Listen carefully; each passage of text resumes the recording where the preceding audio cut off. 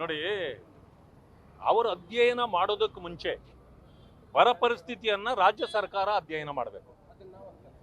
ಇವರ ಹತ್ರ ಅಧ್ಯಯನ ಮಾಡಿದ ರಿಪೋರ್ಟ್ ಇದ್ದು, ಈ ರಿಪೋರ್ಟ್ ಈ ಪರಿಸ್ಥಿತಿ ಇದೆ, ನಮ್ಮಲ್ಲಿ ಇಷ್ಟು % ಬೆಳೆ ಆಗಿದೆ, ಇಷ್ಟು % ಮಳೆ ಆಗಿದೆ, ಇಷ್ಟು % ಬೆಳೆ ಹಾನಿಯಾಗಿದೆ, ಅಥವಾ ಸಮಯ ಮೀರಿ ಹೋಗಿರೋದ್ರಿಂದ ಈಗ ಮಳೆ ಬಂದರೂ ಕೂಡ ಮುಂದಿನ ಪರಿಸ್ಥಿತಿ ಕೆಟ್ಟದಾಗಿರುತ್ತೆ ಅಂತ ಈ ಎಲ್ಲ ವರದಿಗಳು ರಾಜ್ಯ ಸರ್ಕಾರದ ಬಳಿ ಇರಬೇಕು.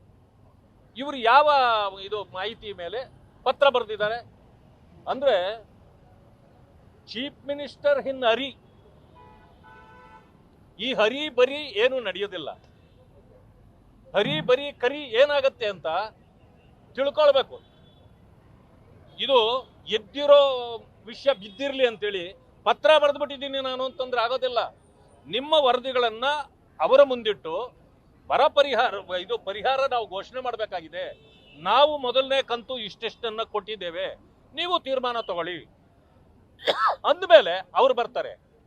ಇಲ್ಲ ನಮಗೇನು ಸಂಬಂಧ ಇಲ್ಲ, ನೀವೇ ಬಂದು ನೀವೇ ನೋಡ್ಕೊಳ್ಳಿ, ನೀವೇ ಕೊಟ್ಕೊಳ್ಳಿ. ಇದು ಈ ರೀತಿ ಮಾಡಲಿಕ್ಕೆ ಸಾಧ್ಯ ಇಲ್ಲ. ಇದು ಆತುರದ ಕ್ರಮ ಪ್ರಯೋಜನಕ್ಕೆ ಬರೋದಿಲ್ಲ. ಮೊದಲು ರಾಜ್ಯ ಸರ್ಕಾರ ತೀರ್ಮಾನ ತೆಗೆದುಕೊಂಡು ನಂತರ ಅಲ್ಲಿಗೆ ಕಳಿಸ್ಬೇಕಾಗುತ್ತೆ. ಏನಂತಂದ್ರೆ, ವಿರೋಧ ಪಕ್ಷಗಳು ಇದನ್ನ ವಿರೋಧ ಮಾಡೇ ಮಾಡ್ತಾರೆ, ಅವರು ಬೀದಿಗಿಳಿತಾರೆ. ಅದಕ್ಕೆ ಮುಂಚೆ ನಾನು ಇದು ಮಾಡಿದ್ದೀನಿ ಅದು ಮಾಡಿದ್ದೀನಿ ತೋರ್ಸಾಕ್ಬೇಕಲ್ಲ. ಇದಕ್ಕೆ ಸಬೂಬು ಇದು ಅಷ್ಟೇ. ಈ ಸಬೂಬಿನಿಂದ ಪರಿಹಾರ ಆಗೋದಿಲ್ಲ. ಅದಕ್ಕೆ ರೀತಿ ಕಾನೂನುಗಳಿದೆ. ಅಗ್ರಿಕಲ್ಚರ್ ಮಿನಿಸ್ಟರ್ ಎಲ್ಲಿದ್ದಾರೆ, ರೆವಿನ್ಯೂ ಮಿನಿಸ್ಟರ್ ಇದರ ತೀರ್ಮಾನ ತಗೋಬೇಕು. ಅವರೆಲ್ಲಿದ್ದಾರೆ? ಅವರು ಏನು ಮಾಡಿಲ್ಲ. ಬೆಂಗಳೂರಿನ ಸುತ್ತ, ಬೆಂಗಳೂರು ಗ್ರಾಮಾಂತರ ಜಿಲ್ಲೆಯಲ್ಲಿ, ಚಿಕ್ಕಬಳ್ಳಾಪುರ ಜಿಲ್ಲೆಯಲ್ಲಿ, ರಾಮನಗರ ಅಂದ್ರೆ ಬೆಂಗಳೂರು ದಕ್ಷಿಣ ಜಿಲ್ಲೆಯಲ್ಲಿ, ಕೋಲಾರ ಜಿಲ್ಲೆ, ಹೀಗೆ ಸುಮಾರು 5,000 ಎಕರೆಗಳು ಗುಳುಮಾಗಿದೆ. ಎಲ್ಲಾ ಸರ್ಕಾರಿ ಜಮೀನುಗಳಿಗೆ ದಾಖಲೆಗಳನ್ನು ಸೃಷ್ಟಿಸಿ ಕಾಂಗ್ರೆಸ್ ನಾಯಕರು, ಕಾರ್ಯಕರ್ತರು, ಮುಖಂಡರುಗಳು, ಕೆಲವು ಮಂತ್ರಿಗಳು, ಶಾಸಕರು ನುಂಗಣ್ಣಗಳಾಗಿದ್ದಾರೆ.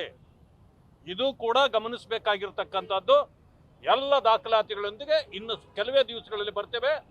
ಸರ್ಕಾರಿ ಜಮೀನುಗಳಿಗೆ ಇವತ್ತಿಗೂ ಸರ್ಕಾರಿ ಅಂತ ಬರ್ತಾ ಇದೆ, ಆದ್ರೆ 63ರಲ್ಲೇನೆ ಅವ್ರು ಯಾರಿಗೋ ಕೊಟ್ಟಿದ್ದು ದಾಖಲೆ ಇವತ್ತು ಸಿಕ್ಕಿದೆ ಅಂತೇಳಿ ನಕಲಿ ದಾಖಲೆಗಳನ್ನ ಸೃಷ್ಟಿ ಮಾಡ್ತಕ್ಕಂಥ ಕಾರ್ಯಗಳು ಕೂಡ ಬಹಳ ವೇಗವಾಗಿ ನಡೀತಾವೆ. ಯಾಕೆಂತಂದ್ರೆ ಇನ್ನೊಂದು ವರ್ಷ ಹೋದ್ಮೇಲೆ ಈ ಸರ್ಕಾರ ಇರಲ್ಲ, ಅಷ್ಟೊತ್ತಿಗೆ ಇರೋದಲ್ಲ, ನುಂಗಿ ಹೋಗ್ಬೇಕು ಅಂತ ಮಾಡ್ತಿದ್ದಾರೆ.